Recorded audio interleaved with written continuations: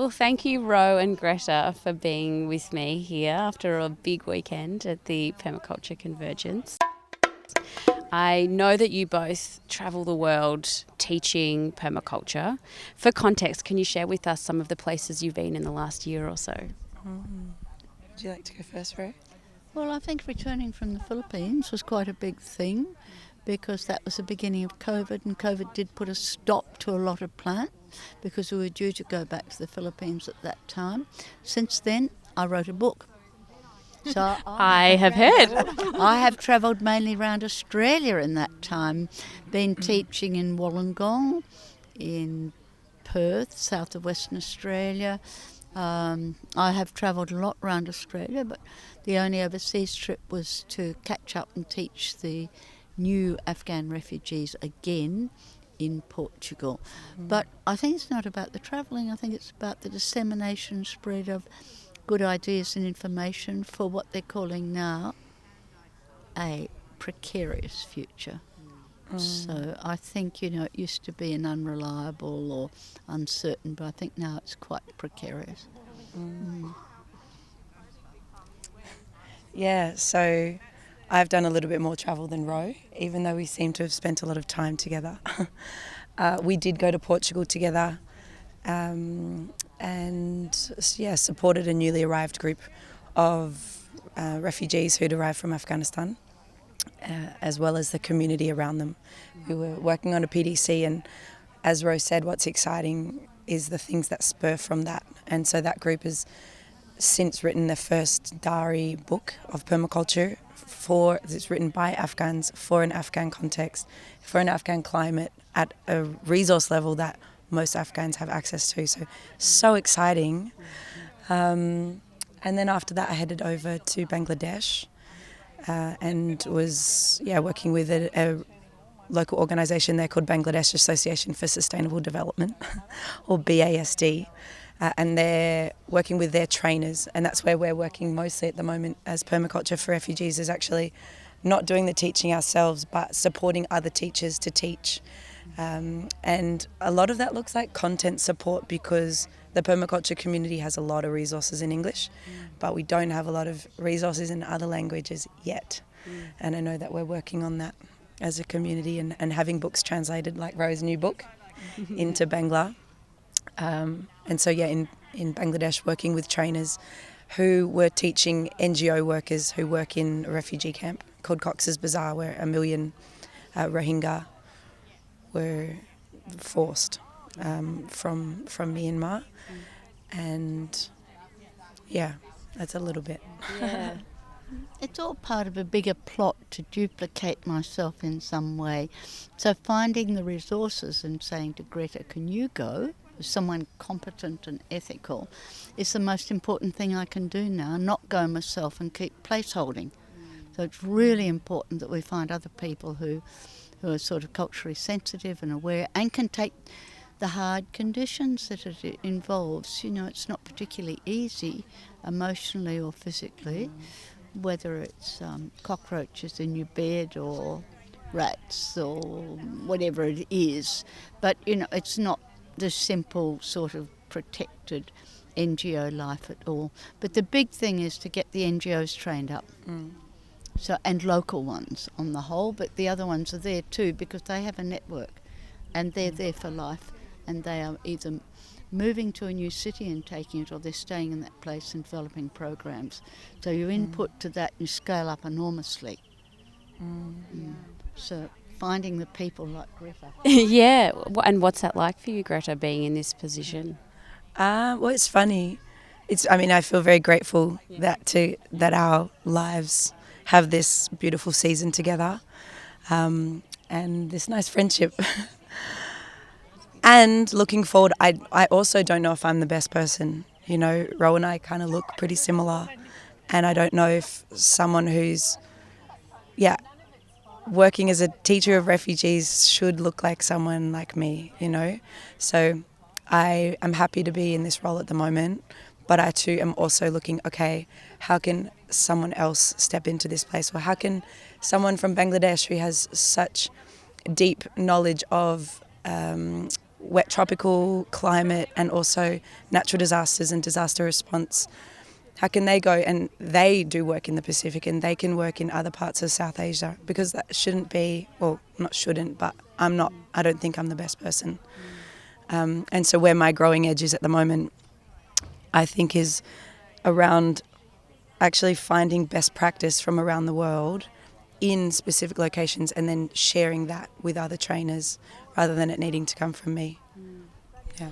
Thank you. I think this is a really important conversation to be bringing to the table and within our community, whether it's how do we share knowledge, how do we pass on knowledge, how do we create and build other platforms for other people to stand on. And I know that permaculture for refugees means that when you come across the people that you're working with, they've already gone through significant challenges and changes in their lives, given that they're refugees. And Rowe, I know that you have a perspective on the word resilience that is perhaps different from how we might normally think about it. How do you see resilience being linked or not so linked or relevant within these communities? I used to be quite keen on resilience because the dictionary definition is something that's broken can regenerate. And when I realised it's applied to situations such as Australia, where we have planes and helicopters and all sorts of things and SES, things still go wrong, that we do expect people to recover from that disaster. However, we're in a world now of cascading disasters, domino effect. So we just look at the disasters. So you get the flood, and then you get homelessness, and then you get economic breakdown of the town, and for all we know, what's going to come back next will be a fire. And there's even one town in Australia, up north, where they had fire, flood, COVID, and they said what saved them was their community. If they'd been isolated units, that would have lost them. On the other hand, the time between disasters, you can look at any map, is getting shorter and shorter. And one day there'll be the fire and the flood and the economic collapse happening in many places. But there's climate justice here. And we can talk about resilience, but it's a lot harder because the evidence is too many dreadful catastrophes, and you just say, give up. Or if that is your framework, you say, God doesn't love us anymore, as I've heard people say. And so it's only by starting early and being aware and understanding. And for most of the courses that I've taught, it's been the disaster planning that people have wanted and run with and gone, and which are often being used in courses now, almost as the first course they do. And, that sort of went only into the second book.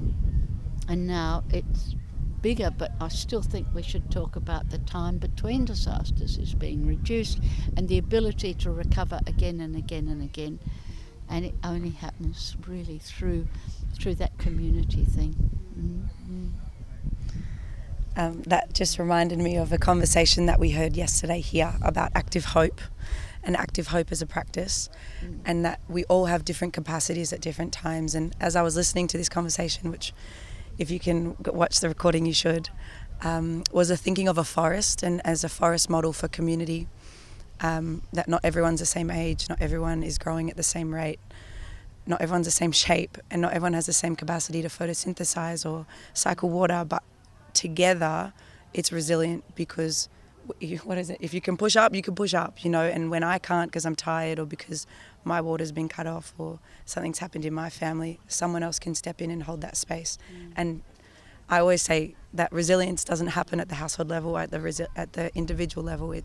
I think that's like quite a white culture thing, this kind of rugged individualism that says like, I'm resilient. Well, that doesn't happen in most other places in the world. Resilience at the community level, and in the case of a disaster, it's community that's first responders, and it's community that's there at the end, still rebuilding and still coming together and coming back to a place of thriving, which we don't. I think that's quite a big growing space for permaculture design practice at the moment, is moving from that me to the we. Yeah. I know that's a big theme of your book, Earth Restorer's Guide, Rowe, moving from me to we. So it's the opposite of a siege mentality.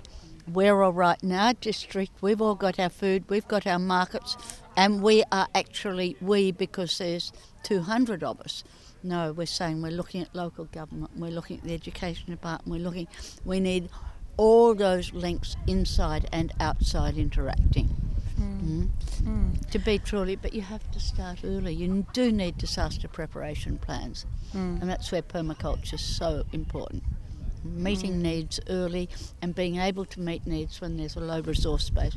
It's what's happening in refugee camp. Low resource base but can still meet needs. So a big part of resilience is planning early, planning ahead, being prepared. Yeah, and this is a new thought, so it might change in 5 minutes, but been getting a lot of questions, especially since our presentation, around people who have experienced displacement and what they take with them, and the skills and the knowledge, and almost more than a water tank or a handful of seeds and knowledge is pretty resilient to be able to take that with you. And I think that people who've experienced displacement have a lot to teach. Well, their experience has a lot to teach the wider permaculture community in terms of how do you cope. And people who've experienced displacement are some of the most resilient, sorry bro, adaptable, creative, and resourceful people in our communities. And I'd also like to add to that list of people that we should engage with in terms of community resilience, saying this word so many times, but the edge, because we don't have climate justice if we don't have social justice, we don't have racial justice. So if we think we're okay and we draw some invisible boundary around who's we in our community, and we don't include everyone, that's not climate justice, that's not resilience, that's a very narrow view. Yeah. So true. And I know that Permaculture for Refugees is doing great work around the world, and you need support for people from people to do that work. How can people support you? Well, the best thing to do is to get involved. So if they get involved, then they can be working with Permaculture for Refugees anywhere they like in the world. Anything from just talking to people or giving a free place on a course, and then come to the Permaculture for Refugees networking, because you don't have to reinvent the wheel. You hear what someone else is doing in this settlement, everything from Norway to Manchester to Greece. So there's that vast knowledge base being developed and shared now. The other thing is, if you've got a few dollars, can you throw it our way? Because we would use it to get refugees to courses maybe in Lesbos or in Iraq, or places where there's very little income to be able to do that. It would simply enable more refugees to participate either as teachers or learners. Thank you both for your time and for the very important work that you do. Thanks, Lucy.